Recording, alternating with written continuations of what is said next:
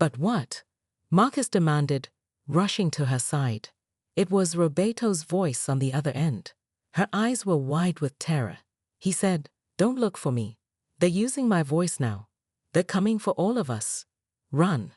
As if in response, a hot gust of wind swept through the camp, swirling sand into miniature tornadoes that danced between their tents. When it subsided, something had changed. In the perfect circle of sand, where Roberto's tent had stood, a message was now etched in perfect English. 317 Re Tuorns Teo Anai Gliti. "We're leaving at first light," Marcus announced as the sun sank behind distant mountains, casting long shadows across their fortified camp. They had pulled the remaining tents into a tight circle, surrounded by every light source they possessed. No one mentioned the oppressive dread that had settled over them like a physical weight. No one needed to. The desert wind rose with the darkness, whistling between nearby rock formations. Eliza was meticulously checking her camera equipment when she suddenly froze. "Did you hear that?" Tom nodded before she'd even finished asking. "Someone's calling Roberto's name." Marcus strained to listen. At first, he heard only wind, but then, unmistakably, a voice carried on the breeze, too distant to identify but distinctly human. He grabbed the satellite phone again, desperately trying different positions, different settings. Nothing but that strange, rhythmic tapping. "Look at this," Tom said suddenly, holding out the thermometer. The digital display read 28 degrees Fahrenheit, impossibly cold for summer in the Sonoran. Their breath began fogging in the rapidly chilling air. Sleep came in fitful bursts. At midnight, Eliza's scream tore through the camp. By the time Marcus fumbled out of his sleeping bag, she was standing rigid at the camp's edge, pointing wordlessly at the ground. Marcus's flashlight revealed fresh footprints in the sand, small, barefoot impressions circling their tents. The tracks appeared and disappeared randomly, as if whoever, or whatever, made them had been walking on air between steps. Some prints were pressed so deeply into the sand, they looked like they'd been made by someone weighing hundreds of pounds. "Listen," Tom whispered, his voice cracking. The wind had shifted. Now the whispers were clearly audible, calling not just Roberto's name, but all of their names in turn. The voices sounded eager, almost hungry. "Oh God!" Tom's hand clamped onto Marcus's shoulder, painfully tight as he pointed into the darkness. 50 yards from camp, the strange rock formation had returned, but now it stood like a crude doorway, a perfect arch of stone where no arch should be. As their flashlight beams hit it, something moved within its shadow, something that whispered back. No one slept after the footprints appeared. They huddled together in Eliza's tent, the largest, keeping every light they had blazing until the batteries drained one by one. Tom obsessively wrote in his journal, refusing to share what he was documenting. The night stretched endlessly. When the first gray light of dawn finally broke, Marcus felt a surge of relief, so powerful it made him dizzy. They had survived the night. They would leave this place and never return. "Tom, start packing your gear. We're getting out of here," Marcus called, unzipping the tent. No response came from Tom's tent, though it remained zipped shut from the inside. "Tom," Eliza called, her voice tight with fear. When they finally worked up the courage to open his tent, they found it empty except for his journal, left open on his sleeping bag. The last entry, frantically scribbled in handwriting that barely resembled Tom's, read, "They're not rocks. They move when you're not looking. Roberto saw them first. They come from beneath. Don't trust what you see. They wear the desert like we wear clothes. We're leaving. Now." Marcus began shoving supplies into his pack, hands shaking so badly he could barely manage the zipper. Eliza grabbed her camera equipment, then froze, staring at her main camera. "Marcus," she whispered, "it's been recording all night. I never set it to record." They huddled over the small display screen, watching as the night vision footage showed their empty camp. For hours, nothing but occasional wind sounds. Then, at exactly 3:17 am, footsteps approached the camera.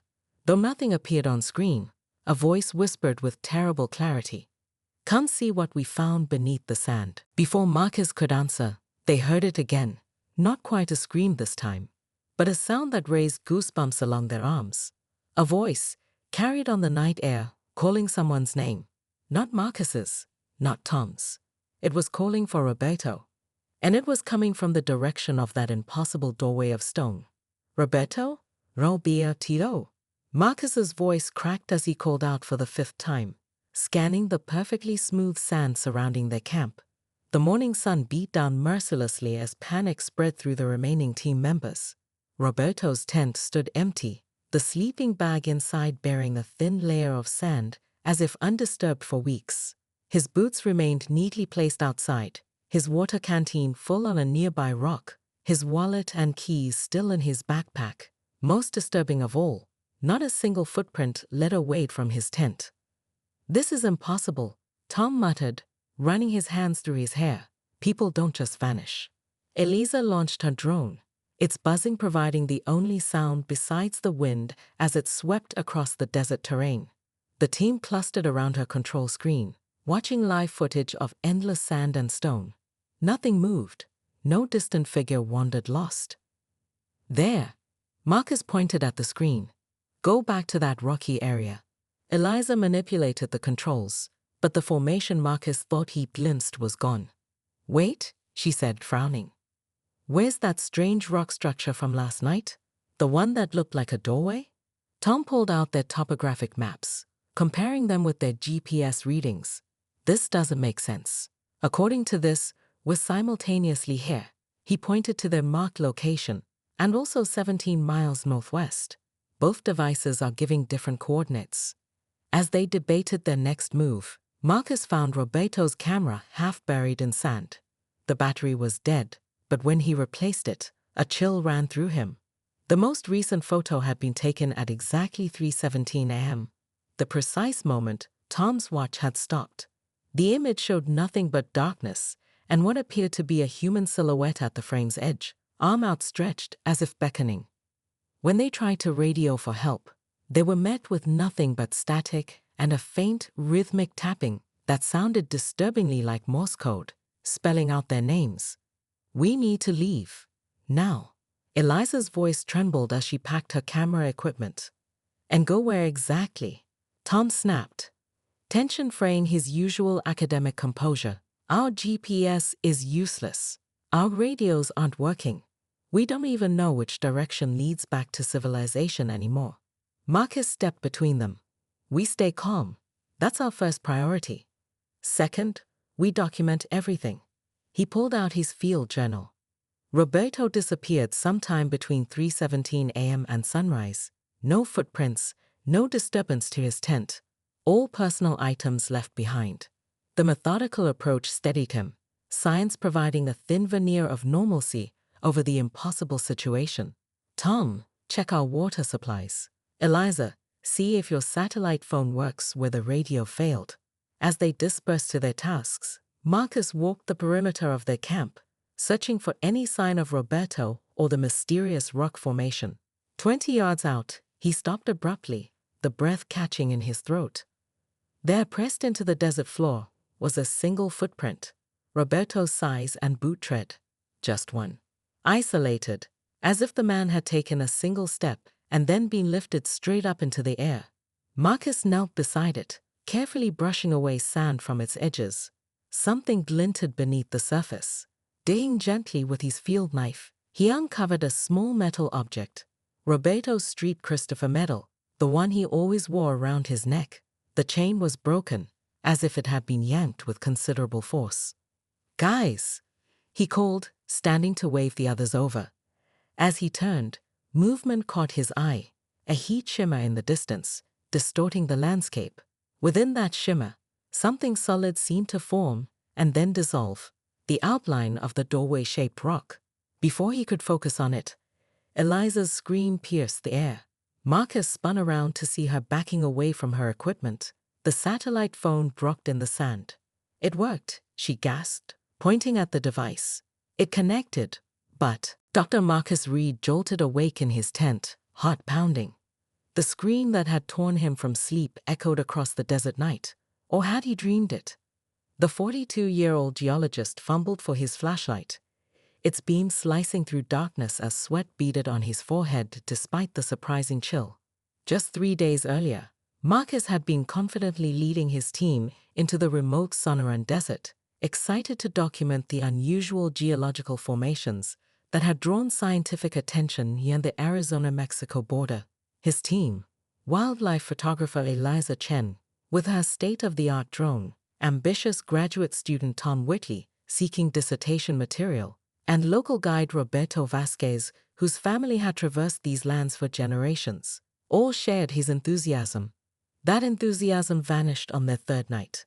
As they huddled around a dying campfire, Roberto suddenly froze mid-sentence, his weathered face draining of color as he stared into the darkness beyond their camp. When Marcus followed his gaze, he saw nothing but shadows. "What's wrong?" Eliza had asked, camera instinctively raising to her eye. Roberto's hand shot out, forcing her lens down. "No photografias," he whispered. "Not of Los Perdidos. The lost ones." Tom translated, exchanging nervous glances with Marcus. "What does that mean?" Roberto wouldn't elaborate, abruptly excusing himself to his tent. As the others reluctantly retired for the night, none of them noticed the strange rock formation silhouetted against the stars, a formation that definitely hadn't been there when they made camp. Now, with that mysterious scream still ringing in his ears, Marcus unzipped his tent with trembling fingers. The desert night was unnaturally still. No wind, no insects. Even the distant coyotes had fallen silent. The moon hung bloated and yellow just above the horizon, casting everything in a sickly light that transformed the familiar landscape into something alien. "Roberto?" he called softly, not wanting to wake the others if nothing was wrong. No answer came. Marcus stepped for the outside, sand cool beneath his bare feet. Their camp looked undisturbed, 4 tents arranged in a loose circle, equipment cases secured under tops, the remains of their fire now just faintly glowing embers. And yet something felt profoundly wrong, a sixth sense prickling at the back of his neck. That's when he noticed it, the rock formation. In the moonlight, it stood more clearly defined than before, roughly 30 yards from camp. Its silhouette resembled a doorway, 2 vertical columns supporting what looked like a lintel across the top, standing impossibly balanced in the open desert where no structures should be. Had it been there earlier? Marcus was certain it hadn't. He'd personally surveyed the campsite before sunset, marking potential geological points of interest on his tablet. That formation would have been impossible to miss. As a scientist, Marcus prided himself on rational thinking.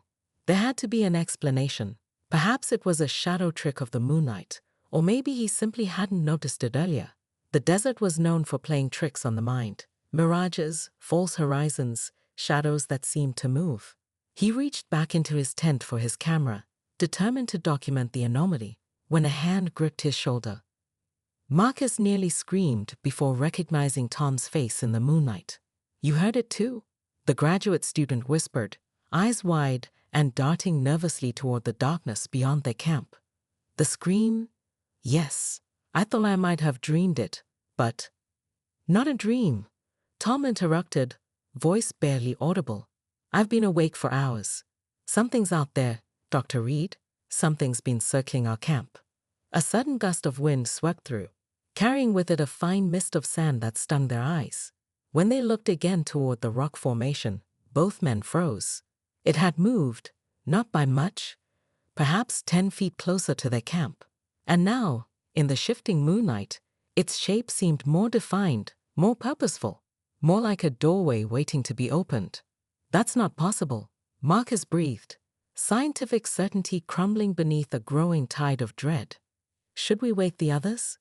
Tom asked, unconsciously stepping closer to Marcus. The footsteps retreated, and minutes later, they heard the distinctive sound of Tom's tent unzipping from inside. Tom's voice, eerily calm, responded simply, "I'm coming." Eliza's hands trembled as she worked the controls, enhancing different sections of footage. "Look at the background," she said, pointing to the stone doorway. Frame by frame, each time the camera's view shifted even slightly, the formation had moved, sometimes several feet closer to camp, sometimes circling to different positions. In the final frame, it stood directly behind Tom's tent. "It's hunting," Marcus whispered. The Border Patrol officers who found Dr. Marcus Reed staggering along Highway 86 barely recognized him as human at first. Severely dehydrated, skin blistered from sun exposure, clothes in tatters, he collapsed at their feet, clutching only two possessions: Eliza's camera and a small cloth bag filled with strange, glittering sand. After medical stabilization, Marcus told his story with the mechanical precision of someone who had rehearsed it countless times. How they'd abandoned camp after Tom's disappearance, how they tried to follow their GPS, but found themselves walking in circles despite heading in a straight line, how the rock formations seemed to multiply around them, always glimpsed from the corner of the eye. "Eliza was walking 10 feet ahead of me," he recounted to increasingly skeptical investigators. "She stopped suddenly and said, 'Do you hear that? It sounds like Roberto.' When I caught up, there was just her camera lying in the sand.